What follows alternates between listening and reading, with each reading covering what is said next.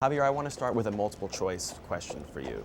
In No Country for Old Men, how many people do you kill? A, 8, B, 10, C, 13, D, 15. 13. How do you know? You're exactly right. Did you count? No, but it was, that the day I finished, they put a chocolate cake, and instead of candles, they put the photographs of the 13 people I killed. That is fantastic. That was a fantastic idea of Jane, the makeup artist, and that was fun. So after blowing them away, you blew the candles out. Exactly. Right, that's actually very appropriate. Do you know where I'm going? Yeah, I know where you're going. All right. You know she won't be there. It doesn't make any difference where she is. So what are you going up there for? You know how this is gonna turn out, don't you? Nope. I think you do. Your first murder in the movie is one of the most memorable, where you're kind of choking this police officer with a handcuff chain. And one of the things that's so memorable about it is the look on your face. Mm-hmm. When you were seeing the film for the first time and you saw your own facial expression, did you freak yourself out? Was it the kind of expression that you thought you were making? I mean, it's so intense. How did it look compared to how you thought it would be? It came out of the blue, actually, because the Coens and I would talk about what kind of a feeling does he have in this moment, because in the book, that first killing is kind of a challenging proof to himself. He's in a bar, there are some guys molesting, there are some kids, he has a fight with one of them, and then they start to get really annoying, and he said to one of the guys, let's go outside and have a chat. And he kills that little kid, and he lets himself to be captured by the police because he wants to prove himself he can really escape out of that. So having in mind that that's not in the movie, I want to have that thought of him, because that will give you a pace, a rhythm of saying, okay, I just want to try if I can really escape out of this. So the look came out of the need of finding that, yes, I'm able to do it, and the pleasure of doing it for himself. Yeah. So that's how insane he is. It's quite an introduction to the character. You bring me the money and I let her go. Otherwise, she's accountable. The same as you. That's the best deal you're gonna get. I won't tell you you can save yourself, because you can't. The physical look of the character is also something that's so unique. Not only his expressions, but how pale his skin is, and also, of course, the hair. How did you and the Coen brothers come up with how Chigurh would look? Was that also in the book? No, that was the point. That the book is beautifully described by Cormac McCarthy. His whole philosophical, emotional, if there is any emotion, an intellectual life.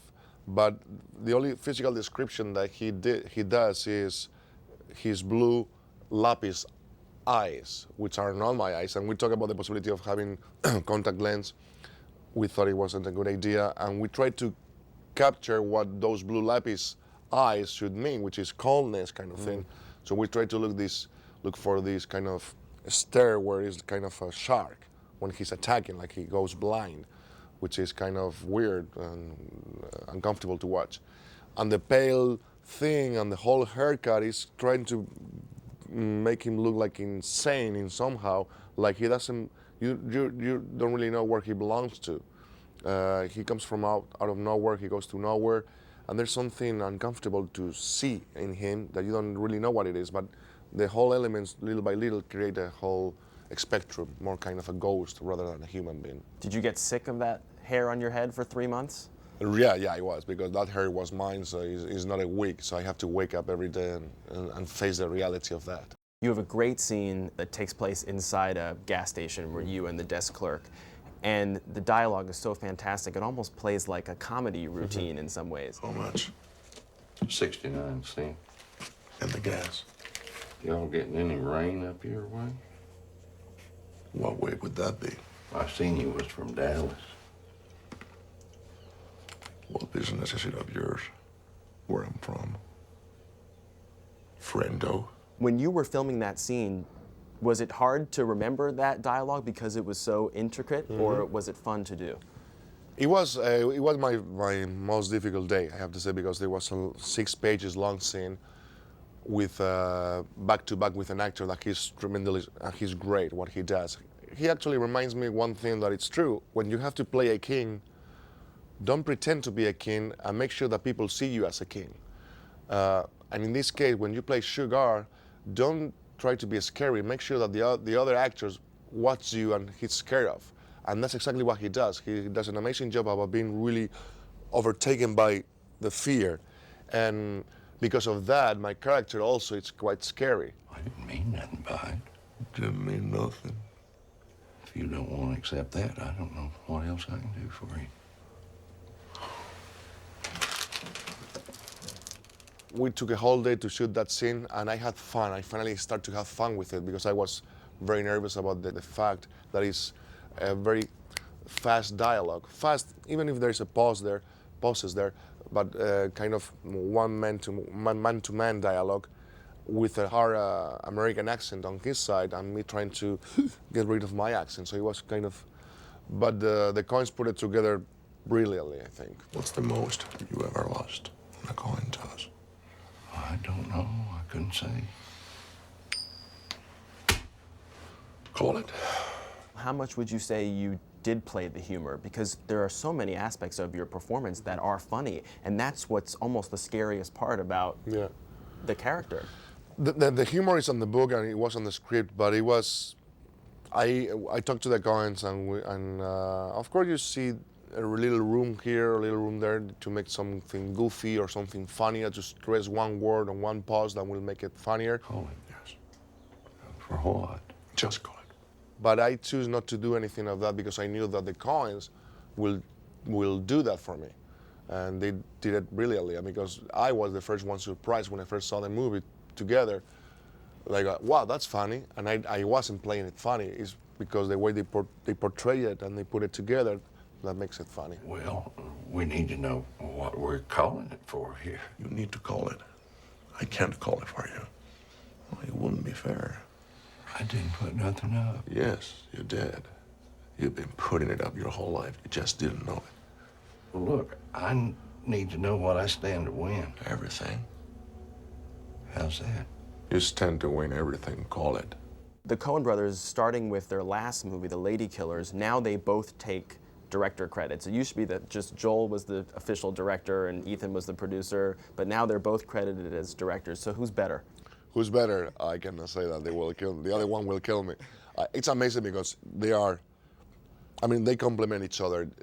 Of course you wonder, wow, if it's difficult to have a relationship with the director sometimes, what about two? That can be insane. Not for a second you have the sensation of dealing with two people.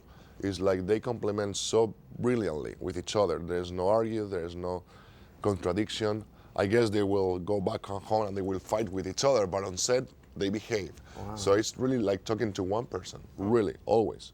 There's so much of the film that you weren't around for because there's a lot of scenes that you're not in, there's other plot lines going on. Now that you've seen the film a couple of times, is there a particular performance that you really like of somebody else's that makes you laugh? I think they are all brilliant. That's one of the things that the Coens, I have to say that the Coens for me, before working with them, was my top priority because I was hit by Blood Simple, and because they are really great in creating characters and situations, and the way they portrayed it is brilliant. And this is the case where you can tell that every performance is very well taken care of, and all of them are doing their best. I can't choose, but the lady in the parking lot, I mean, when I see it, every time I go laughing. Yes. In the trailer park. Yeah, when I don't know if it is the trailer park. Yeah, she's genius. She's funny and she's great and she's scary. She's even more scary than Chigurh. Right. She's the only one because that the way she plays it is like, oh my God. Yeah, she flips him out, which is kind of rare. Yes, sir. I'm looking for Llewelyn Moss. Did you go up to his trailer? Yes, I did. Well, I'd say he's at work. Do you want to leave a message? Where does he work? I can't say. Where does he work? Sir, I ain't at liberty to give out no information about our residents. Where does he work? Did you not hear me? We can't give out no information.